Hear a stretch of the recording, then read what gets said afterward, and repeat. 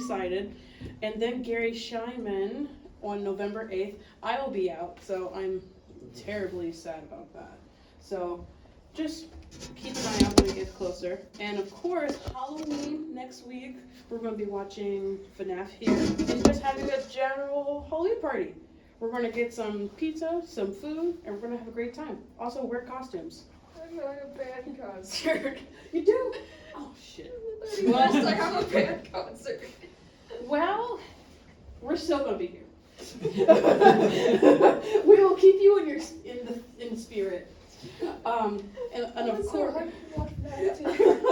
and of course, today is the last day to submit your arrangements for the concert. So submit them. So submit them, or else Gabe's gonna come haunt you in your dreams. 5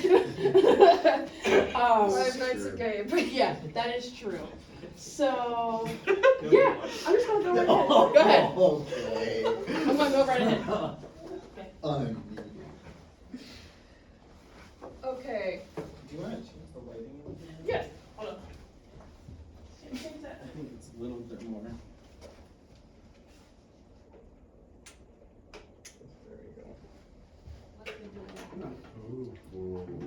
Very atmospheric. Yeah. Don't fall asleep, anybody. Already working on it. Okay. Okay. So I had a very last minute thought on how to start this presentation. I'm gonna run a little bit of an experiment. Are y'all okay with singing? Yes, Yeah, I am. yeah. All right. So somebody who's close to a table. Yeah. We're gonna start with the rhythm. Okay. Just keep going there.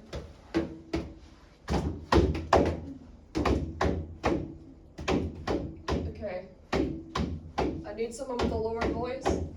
Alright. Repeat after me. Bom, bom, bom,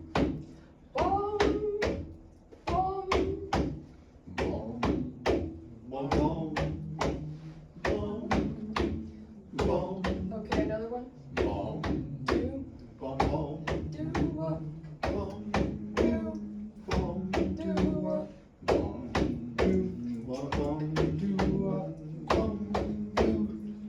okay, another person.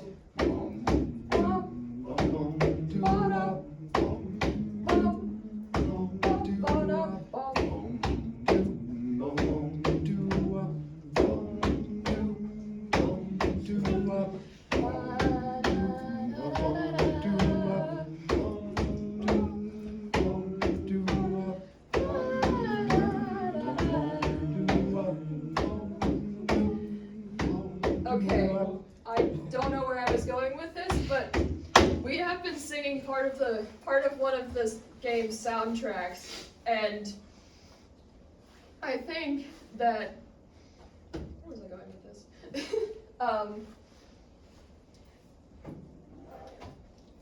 I think that one of the best ways to sort of get people interested in music or teach music is to have them join together in with multiple voices and parts and whatnot.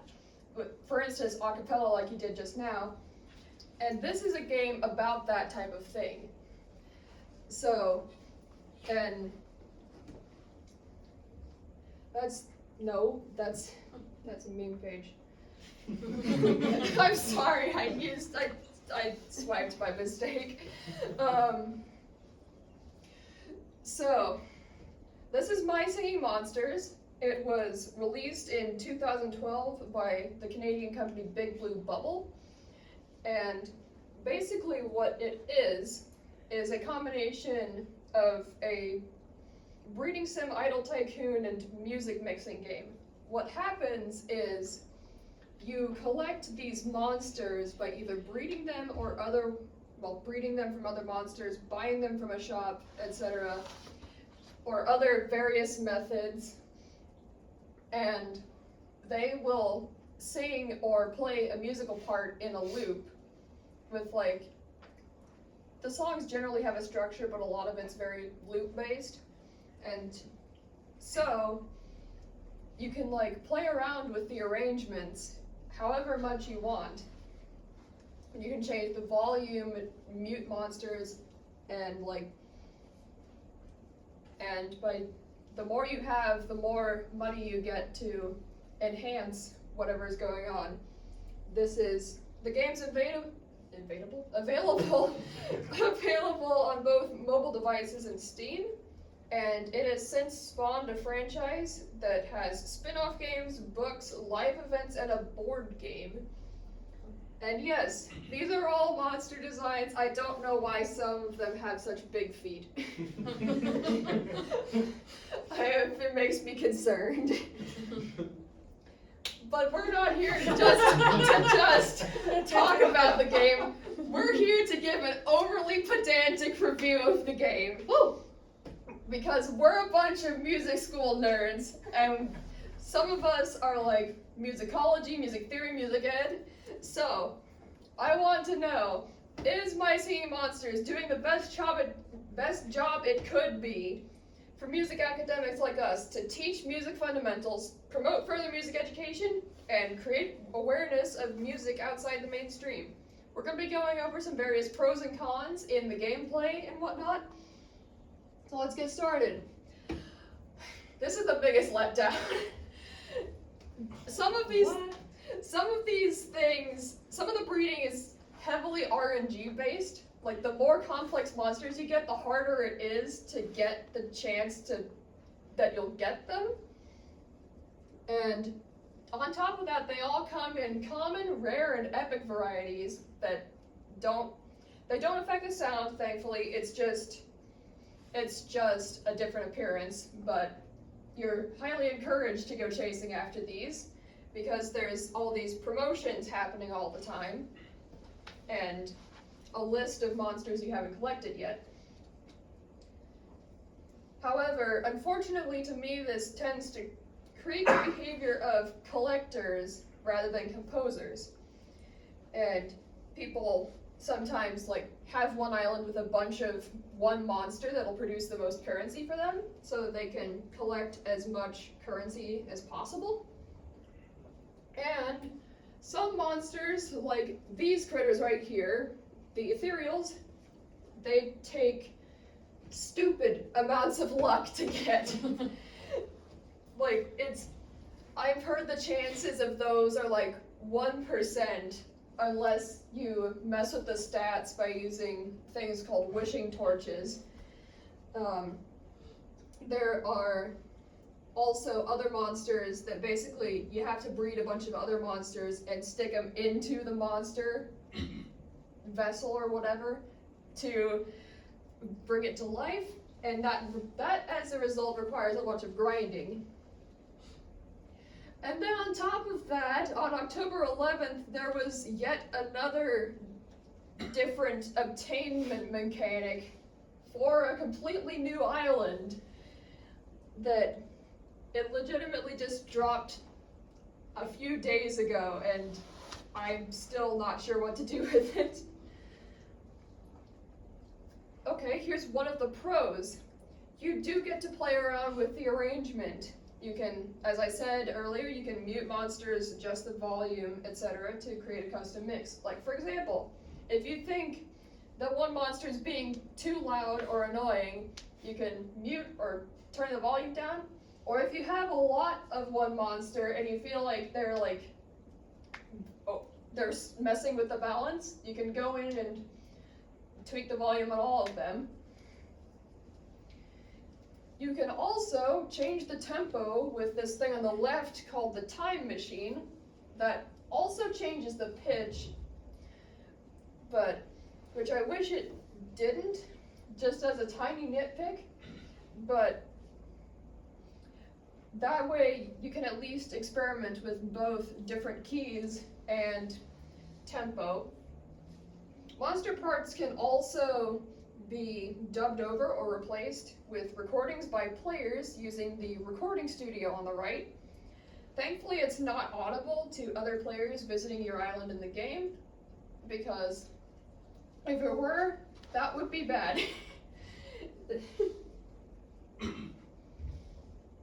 This is another cool one.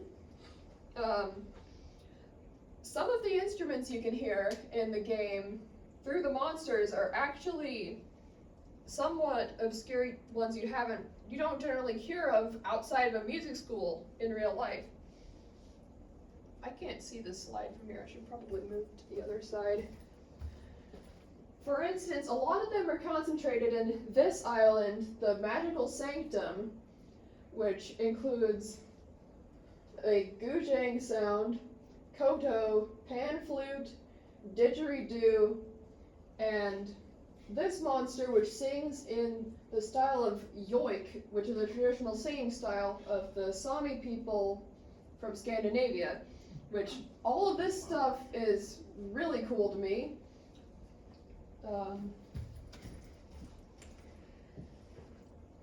So they're definitely not afraid to do their research and take inspiration from off the beaten path.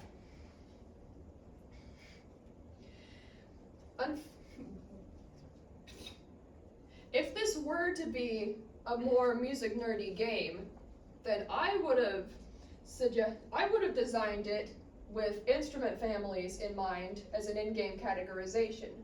Instead, what you have are fantasy categories such as elements, and like some of these are seasonal promotion things, as you can see. And I wish it would depend more on the characteristics of the instruments or the voices. That would be a bit more educational.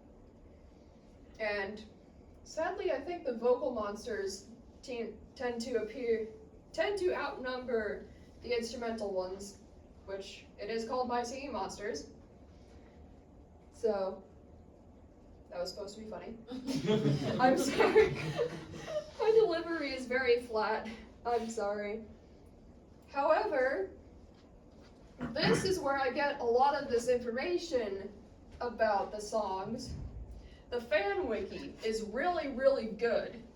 It has information on the songs such as the BPM, the key, and the structure. And it also, the fans are trying to find the exact instruments and VSTs used for all of the monsters.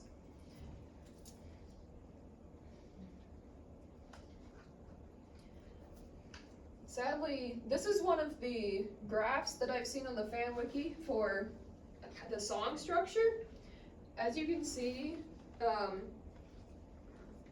some of these songs are they tend to follow a pattern, a very simple one, where it's almost a verse-chorus structure.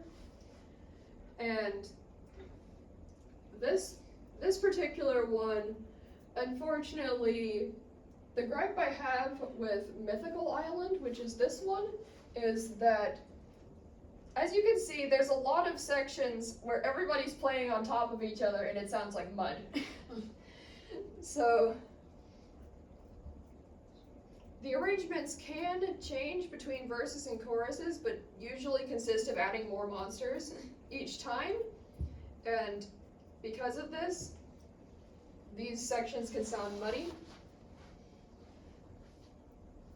Here's another example of what can be muddy, is having a ton of the same monsters all in one place. Like I said, there tends to be hoarding behavior among players for the currency and for the variants of the monsters. And they tend to be farmed for currency in large numbers. And towards the islands that you get in the beginning of the game, they tend to be bigger in terms of their monster count because they're more established. So having a big island with a lot of duplicate monsters as well as a lot of special monsters can sound loud and muddy unless you adjust the mixes. And I also don't like some of the specialty monsters' sounds because especially in the seasonal category, a lot of them just feel like novelty effects that mess with the song.